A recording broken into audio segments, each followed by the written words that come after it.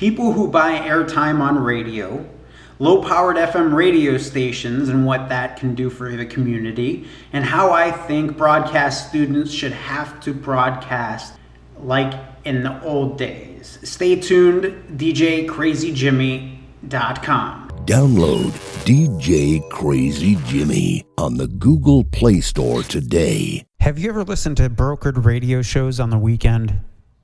Yeah, that's got to be great, you know? Have you ever just tuned into like the rock station in your town or like some hip hop station that you listen to, and then all of a sudden it's about, I don't know, some real estate or somebody trying to sell you a service or advertising? I'll tell you what, it drives me nuts to get in the car, turn on my favorite radio station on the weekend, and know that they're not going to be broadcasting their normal broadcasting thing because they sell their airtime on the weekends to people who have a product that want to buy the airtime so the radio station doesn't really have to sell as much advertising to keep their profits up.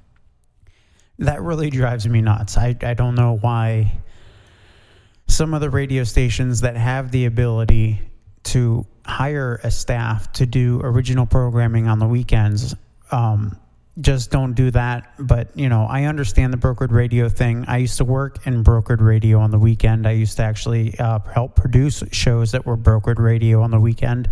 And some of it was okay, but some of it was all about trying to get people to buy their product or service, which I can understand that as somebody who might be in business wanting to do that. I'm not hating the person. I just don't necessarily like brokered radio. I don't like knowing that I'm listening to something with an agenda to, you know, sell a service, really. I mean, if that's what it is, that's what it is. It's not that big of a deal. But I think the thing is about people who do brokered radio, they really try to do an entertaining radio show, and they're not really radio show hosts. So they're learning how to do radio show, and maybe they're not entertainment ever. They've never been in entertainment their entire life.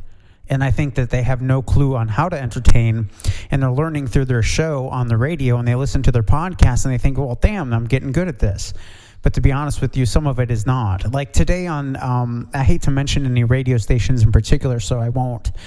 But on a radio station here locally, I was in the car driving. It's Christmas Day today. And I was driving down the road, and I heard a real estate company talk about, basically, they made their own Christmas song, and it was all about real estate. Like they retook a popular Christmas song, 12 Days of Christmas, and you know, on every day they were talking about something to do with, I don't know, it was just really bad. It was really, really bad. It was so bad that it was funny. And I think what was so funny about it that it kept me tuned in because I wanted to hear how really bad it was. But it got to a point where like maybe 10 minutes into the show, I just couldn't listen any longer, and I had to switch to something else. To be honest with you, since I've been a DJ most of my adult life, like I started at 16, 17 while I was in high school playing out and going to school the next day. And when I was a DJ, you know, I listened to so many songs over and over again on every single weekend. It drove me nuts to listen to the same exact songs every single day that I actually don't like music much anymore, to be honest with you. I thought maybe by the time I hit my mid-30s or get into my 30s that music would be even better than it used to be when I grew up. But now, knowing that there's nothing but DJs out there and fabricated music from hip-hop artists, I hate to tell you it's the truth, but it is. You know, not many people play instruments anymore, unfortunately. And with that, it's just hard to listen to some music nowadays because it's all just very manufactured music to get on the radio, and it's successful.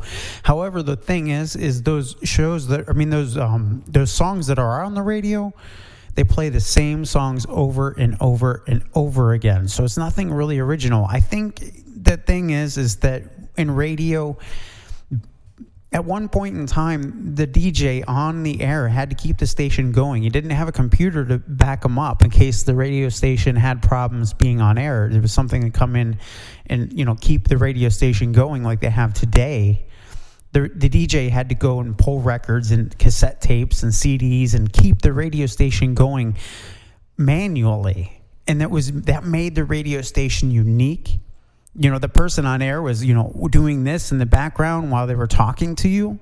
And I think that is so much of a lost art, and that will never really come back.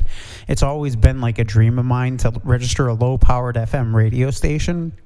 You can register a low-powered FM radio station for like church or organization or a nonprofit. It becomes easier to register a low-powered FM radio station when the FCC opens it up to be a low-powered. The registration time. And you can register a 100-watt, which can reach about 10-15 miles between the around the radius around the antenna. And I always thought it would be awesome to have like a radio station that was at the mercy of the DJ or the jock in the station at the time. So there would be somebody that would have to talk or play music, but if that person wasn't there, literally it'd be off air. That's it. No computers, nothing. Just that person is there. And granted, I would probably have to have something as a fallback just in case somebody didn't make it in or something happened, that eventually if it was off air for like 5 or 10 minutes that something would come on air, because I don't want to get kicked out of, if I had a low powered FM radio station, which I actually had at one point in time about 3-4 years ago, I had the opportunity to register one. I dragged my feet because I didn't know where I wanted to be in 5 years, if I wanted to be in that town. And unfortunately I just I didn't do it. I didn't follow through with the paperwork, and I knew somebody that was going to help me do it. And to be honest with you, I really wish I would have done it. I could still be broadcasting no matter where I was through the internet to make that possible. At that registration tower, I could have that tower no matter where I was in the U.S. or in the world. I could broadcast to that tower, and it would be rebroadcasted in that city. And I always thought that would be awesome to do that. So, hopefully in the future, the FCC opens up the low-powered FM, or I can find somebody with a low-powered FM for sale.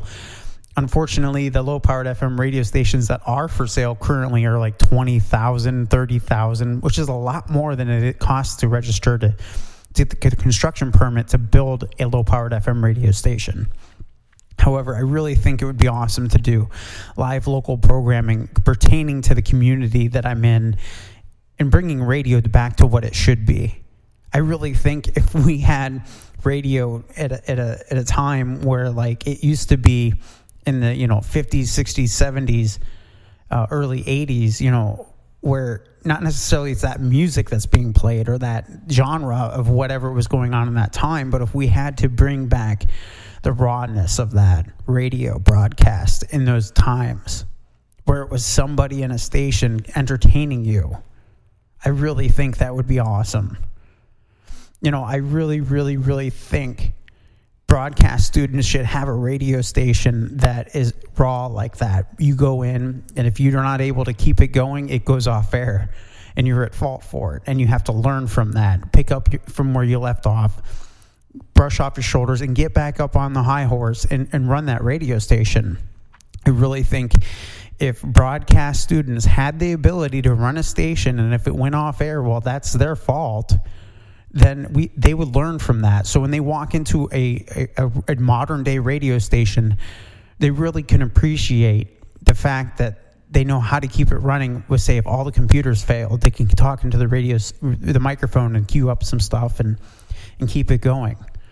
A lot of things that go on in radio stations nowadays, if I were to tell you how much they really just rely upon computers and that even there's a lot of people that you listen to on air and they're not even at the station, they're voice tracked. Like I could be recording this voice and saying like live coming up next, you got, Bottoms Up by Trey Songz or whatever. And then I would play that song, but somebody could voice track for 15 minutes in a studio, and that could be the entire 6-hour set of that radio station, and then it just automatically inserts it in between the songs, and you think they're live, but really they're sitting at home enjoying the day off. And that really is how it works. And if you call into a radio station and it goes, you call in and it beeps and beeps and beeps and nobody picks up, that's because nobody's in the station. Nobody's actually in the studio. The only people that are ever really at the station are the engineers, or more at the station than anybody else, to be honest with you. Anyway, that's what I think about the low-powered FM radio station thing. I really hope that someday I would be able to do something with a low-powered FM radio station. I really want to own one. I don't necessarily want to be working for somebody anymore when it comes to anything in particular with my passions, because I don't want somebody to take those things that I love so dearly away from me, because they can essentially fire me. So that's kind of why I started my own internet radio stations, and they run 24 hours a day, because nobody can tell me, hey, it's been great working with you, but we found somebody else to replace you. No, I created this from the start, so this is what it is.